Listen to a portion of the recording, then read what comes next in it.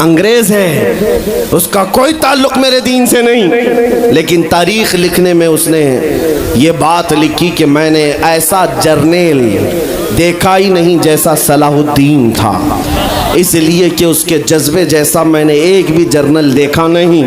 एक बार का वाक़या लिखा है कि 12,000 की फौज थी सलाहुद्दीन के साथ, 12,000 की फौज थी सलाहुद्दीन अय्यूबी के साथ, और जिस वक्त वो मैदान में उतरा मुकाबिल में सलीबियों की तादाद 4 लाख की थी, 4 लाख की थी। 4 लाख की तादाद देखकर ना वो घबराया ना भागा, पलटकर अपनी फौज से पूछा क्या मशवरा है तुम्हारा, मुकाबिल में उतरे या नहीं उतरे। सलाहुद्दीन के लश्करी और उसके नौजवान सिपाही आम लोग नहीं थे, जज्बा जवान था। अर्ज किया है सलाहुद्दीन हमारे सिपह सालार, रसूलुल्लाह के सहाबा तादाद देखकर उतरते थे तो हम भी तादाद देख के उतरेंगे, अगर नबी के सहाबा तादाद नहीं देखते थे तो हम भी इस तादाद का कोई परवाह नहीं करेंगे।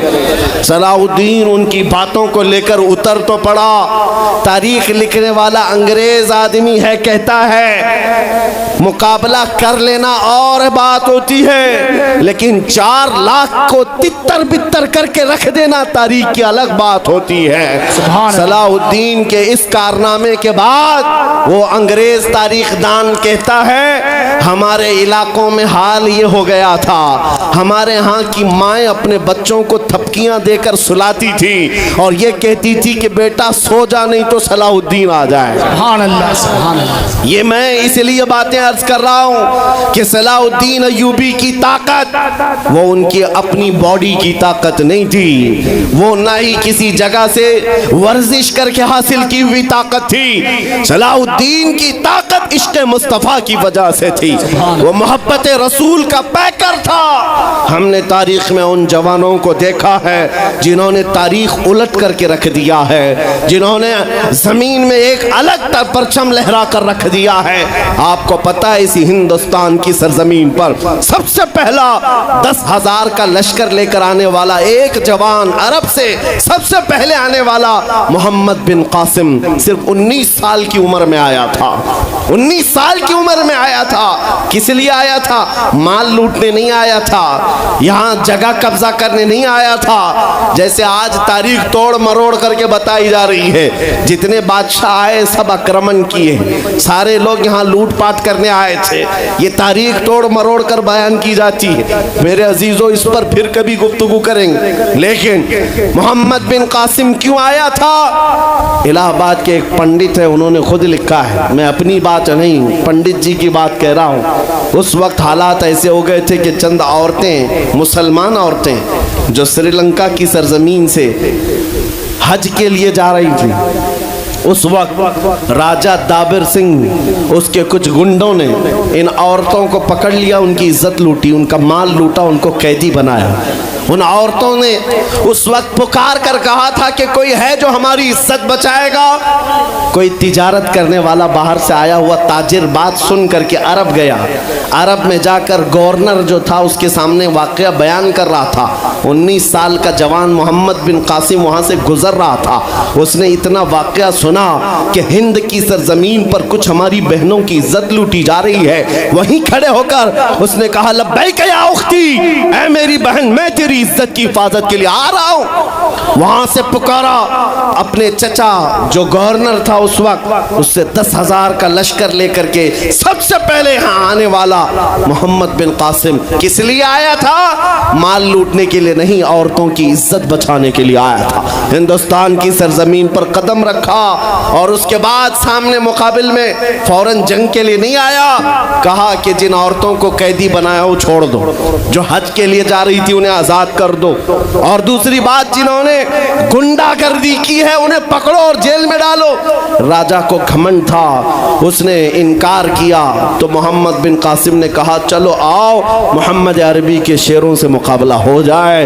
3 दिन का मुकाबला हुआ था, न राजा बचा न बाजा बचा, सारे हजारे इधर से उधर हो गए और मोहम्मद बिन कासिम का परचम लहराया। मेरे अजीजों, औरतों की इज्जत का मुहाफिज 19 साल का जवान था, जिसने आते ही औरतों की इज्जत भी बचाई और मेरे दीन का परचम भी लहराया। मैं आज पूछता हूँ हमारी उम्रें कितनी हो गई? कई जवान 25 साल 30 साल क्रॉस कर चुके। आज बहुत सारी औरतों की इज्जतें जब लूटी जाती हैं, तुम तो मोबाइल में देख देख करके शेयर कर देते हो, वीडियो इधर से उधर फैला देते हो और उसके बाद समझते हो हम बहुत बड़ा काम कर रहे हैं। हर कोई यही कहता है सबको शेयर करो, सबको शेयर करो। काय के लिए शेयर करो? मेरे अजीजों, ये कौन सी जंग लड़ रहे हो? व्हाट्सएप मोबाइल की जंग लड़ रहे हो? तुम्हारे अंदर अगर गैरत बाकी है तो मेरे अजीजों, किसी की इज्जत लुटते हुए देखकर तुम तमाशा नहीं कर सकते। ईमान बेदार करो, ईमान बेदार करो। ये आज हालात क्यों आए? इमाम गजाली की एक बात मैं सुनाता हूँ। बहुत सालों पहले उस इमाम ने कहा था, 1000 साल पहले तकरीबन, उस इमाम ने कहा था जब इस उम्मत के सामने उनके रसूल की तौहीन हो रही हो और उम्मत खामोश बैठी रहे तो चंद दिन इंतजार करें, इनकी माँ और बहनों को बाजार में लाकर नीलाम किया जाएगा। इनकी माँ और बहनों की इज्जत लूटी जाएगी और ये कुछ ना कर सकेंगे।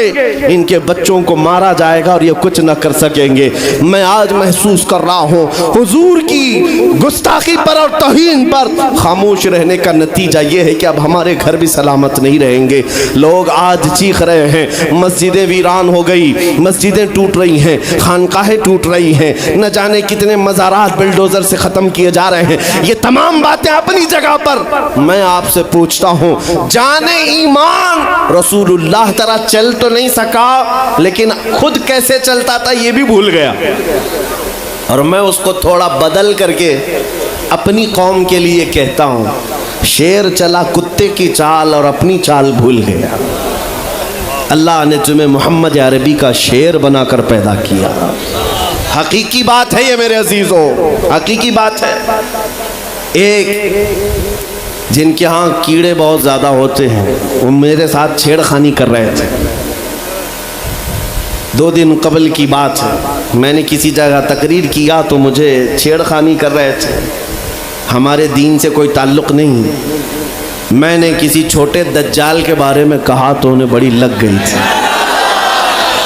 आज की तकरीर फिर वो सुन रहा होगा। साहब मैं कहता हूँ, मुझे उन्होंने मैसेज में कहा है, गोश्त खोर मौलाना, गोश्त खोर मौलाना, गोश्त खाते हैं और स्टेजों पर चिल्लाते हैं। मैंने जवाब में कहा, अल्लाह का बड़ा शुक्र है गोबर खोर तो नहीं है। अल्लाह का बड़ा शुक्र है हम गोबर को कोहे नूर कहने वाले तो नहीं हैं। अल्लाह ने दूध पीने वाली कौम में पैदा किया है, पेशाब पीने वाली में नहीं। नारे तकबीर, नारे रिसालत, नारे हैदरी। मेरे अजीजों, ये कोई बात लतीफ़े की नहीं है और ना ही छेड़खानी की बात है। मैं उनसे कहता हूँ, हमें छेड़ो मत, हम अपने नबी की बात करते हैं, हम अपने नबी की बात करते हैं और जहाँ फिर तुम छेड़ोगे तो फिर हम अपने तौर पर जवाब भी देते रहेंगे इंशाअल्लाह। इसलिए कि अपनी अपनी किस्मत की बात है। मुझे गोश्त खोर मौलाना कह रहे हो और ख़ुद की हालत मालूम नहीं है। अल्लाह करीम का शुक्र है कि हमने दुनिया में देखा है गोश्त खाने वाला भी शेर ही हुआ करता है और गोबर खाने वाला सूअर तो नहीं है। अल्लाह का बड़ा करोड़ा एहसान है। मैं उन बातों में नहीं आ रहा, लेकिन एक बात ज़रूर कहना चाहता हूँ, सुनियो एक बात, कि दुनिया 1000 ताने दे, हमें फ़र्क नहीं पड़ना चाहिए। अपने नबी के अखलाक को खुल कर कहना है। मैं आपसे पूछता हूँ, क्या हमारा ये ईमान है या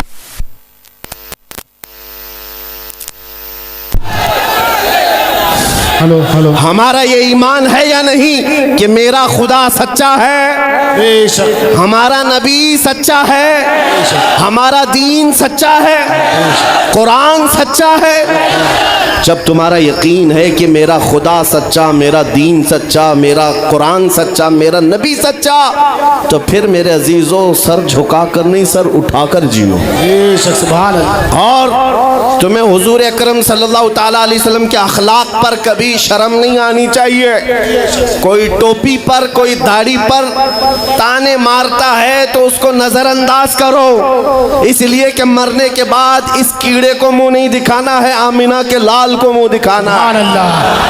ताना देता है तो देकर मर जाएगा। हमें फर्क नहीं पड़ता, हमारे लिबास से जलते हो तो और जलो, मरो, इसलिए कि जिसकी किस्मत में यहाँ भी जलना वहाँ भी जलना। और अल्हम्दुलिल्लाह सुन्नियों की किस्मत में यहाँ भी खुशियाँ हैं, वहाँ भी खुशियाँ।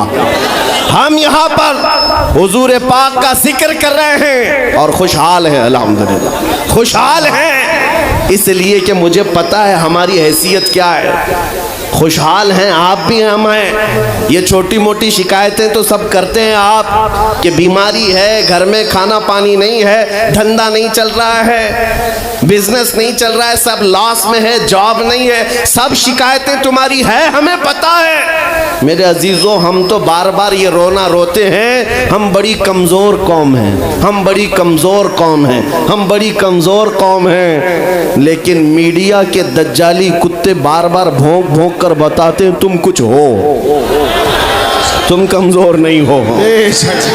24 घंटे हम पर डिबेट होता है कि नहीं होता है?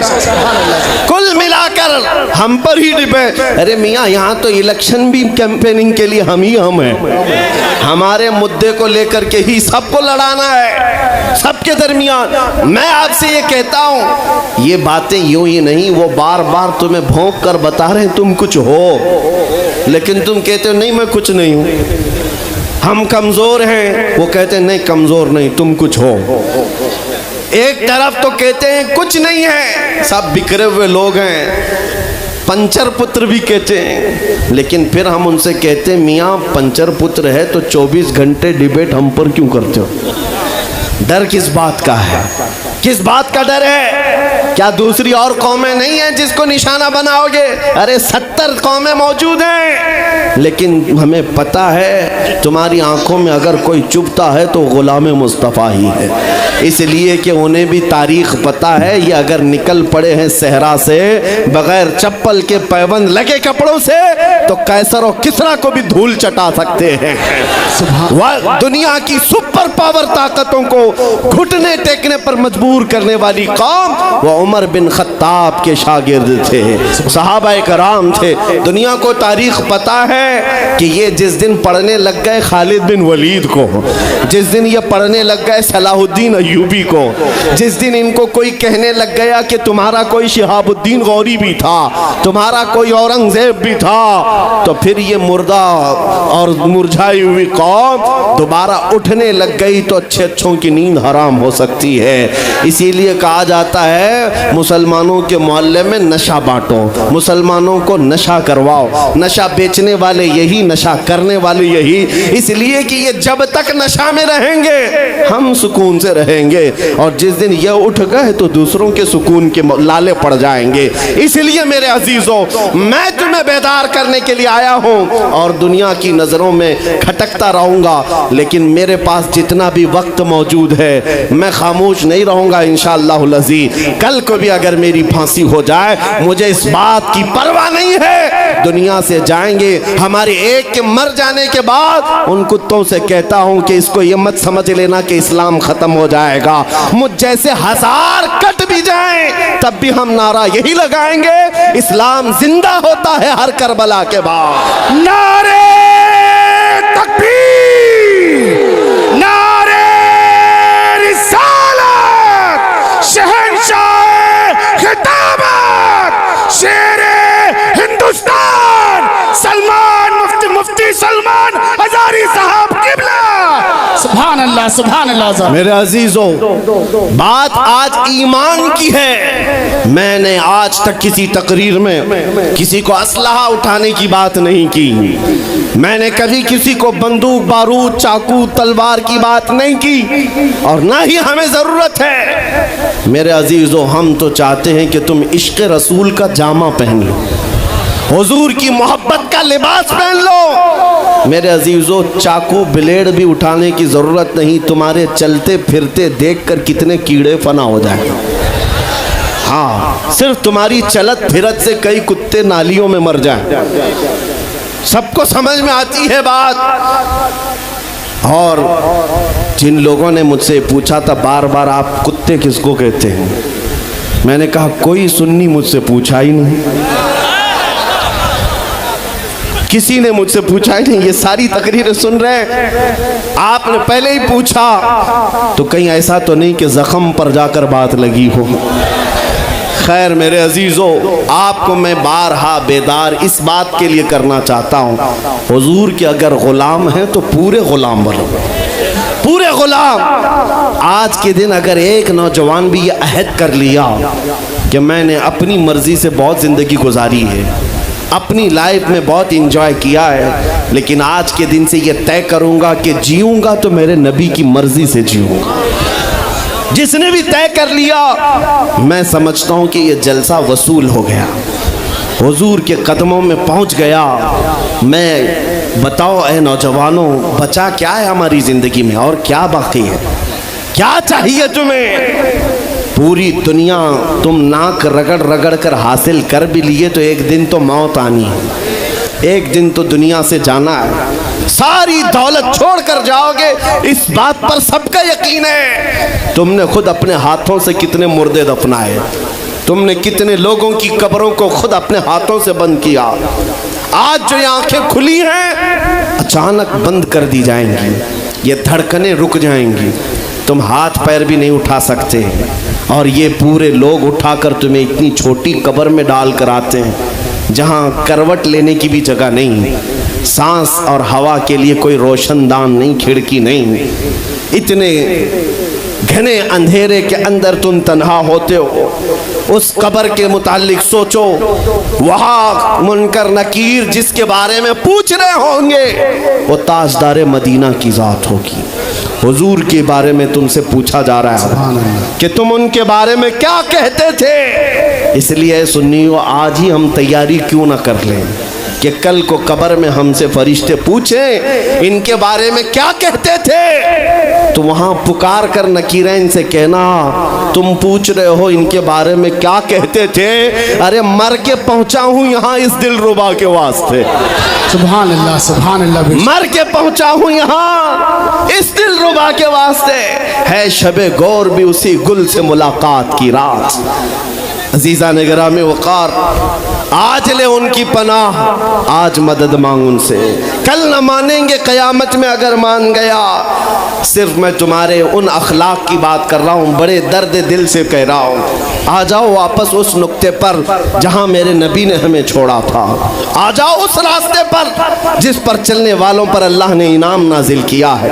आपको पता है वो सहाबा कराम, ताबईन और औलिया कामिलीन का रास्ता था कि जिनके बारे में इकबाल ने कहा, दी अज़ाने कभी यूरोप के कलीसाओं में तो कभी अफ्रीका के तपते हुए सहराओं में, दश्त तो दश्त है दरिया भी न छोड़े हमने, बहरे जुल्मात में दौड़ा दिए घोड़े हमने, आ गया ऐन लड़ाई में गर वक्त नमाज, किबला रूहों के ज़मीं बोस हुई कौम हिजाज, एक ही सब में खड़े हो गए महमूद आयाज, न कोई बंदा रहा न कोई बंदा नवाज। यह हमारी तारीख थी, यह हमारी तारीख थी, मोहम्मद अरबी सल्लल्लाहु तआला अलैहि वसल्लम के गुलामों की तारीख थी। वो जिस जगह जाते थे परचम इस्लाम लहराते थे, जहां चल पड़े हवाओं का रुख मोड़ दिया, आंधियों को तोड़ दिया, समंदरों में रास्ता बना लिया, अरे दरिया दजला में घोड़े दौड़ा दिए। ये नबी पाक के गुलाम थे, दुनिया उनसे खौफज़दा थी। क्या था उनका नारा? उनका नारा ये था, टल न सकते थे जंग में अगर अड़ जाते थे, पांव शेरों के मैदान से उखड़ जाते थे, अरे हक से सरकश हुआ कोई तो बिगड़ जाते थे, तेग क्या चीज है हम तोप से भी लड़ जाते थे। नारे तकबीर, नारे रिसालत, देखो देखो कौन आया, देखो देखो कौन आया। तवज्जो की बात है, हम उस कौम के वारिसीन में से हैं, दुनिया जिनकी तारीख जानती है। आपको पता है अंग्रेज तारीख दान है, अंग्रेज है, उसका कोई ताल्लुक मेरे दीन से नहीं, लेकिन तारीख लिखने में उसने ये बात लिखी कि मैंने ऐसा जर्नेल देखा ही नहीं जैसा सलाहुद्दीन था, इसलिए कि उसके जज्बे जैसा मैंने एक भी जर्नल देखा नहीं। एक बार का वाकया लिखा है कि 12,000 की फौज थी सलाहुद्दीन के साथ, 12,000 की फौज थी सलाहुद्दीन अय्यूबी के साथ, और जिस वक्त वो मैदान में उतरा मुकाबिल में सलीबियों की तादाद 4 लाख की थी, 4 लाख की थी। 4 लाख की तादाद देखकर ना वो घबराया ना भागा, पलटकर अपनी फौज से पूछा क्या मशवरा है तुम्हारा, मुकाबिल में उतरे या नहीं उतरे। सलाहुद्दीन के लश्करी और उसके नौजवान सिपाही आम लोग नहीं थे, जज्बा जवान था। अर्ज किया है सलाहुद्दीन हमारे सिपहसालार, रसूलुल्लाह के सहाबा तादाद देखकर उतरते थे तो हम भी तादाद देख के उतरेंगे। अगर नबी के सहाबा तादाद नहीं देखते थे तो हम भी इस तादाद का कोई परवाह नहीं करेंगे। सलाहुद्दीन उनकी बातों को लेकर उतर तो पड़ा। तारीख लिखने वाला अंग्रेज आदमी है, कहता है मुकाबला कर लेना और बात होती है, लेकिन 4 लाख को तितर बितर करके रख देना तारीख की अलग बात होती है। सलाहुद्दीन के इस कारनामे के बाद वो अंग्रेज तारीखदान कहता है हमारे इलाकों में हाल ये हो गया था, हमारे यहाँ की माएँ अपने बच्चों को थपकियां देकर सुलाती थी और ये कहती थी कि बेटा सो जा नहीं तो सलाहुद्दीन आ जाए। सुभान अल्लाह, सुभान अल्लाह। ये मैं इसलिए बातें अर्ज कर रहा हूँ कि सलाहुद्दीन अय्यूबी की ताकत वो उनकी अपनी बॉडी की ताकत नहीं थी, वो ना ही किसी जगह से वर्जिश करके हासिल की हुई ताकत थी। सलाहुद्दीन की ताकत इश्क़ मुस्तफ़ा की वजह से थी, वो मोहब्बत रसूल का पैकर था। हमने तारीख में उन जवानों को देखा है जिन्होंने तारीख उलट करके रख दिया है, जिन्होंने जमीन में एक अलग परचम लहरा कर रख दिया है। आपको पता है इसी हिंदुस्तान की सरजमीन पर सबसे पहला 10,000 का लश्कर लेकर आने वाला एक जवान अरब से सबसे पहले आने वाला मोहम्मद बिन कासिम सिर्फ 19 साल की उम्र में आया था। 19 साल की उम्र में आया था। किस लिए आया था? माल लूटने नहीं आया था, यहाँ जगह कब्जा करने नहीं आया था। जैसे आज तारीख तोड़ मरोड़ करके बताई जा रही है, जितने बादशाह आए सब आक्रमण किए, सारे लोग यहाँ लूटपाट करने आए थे।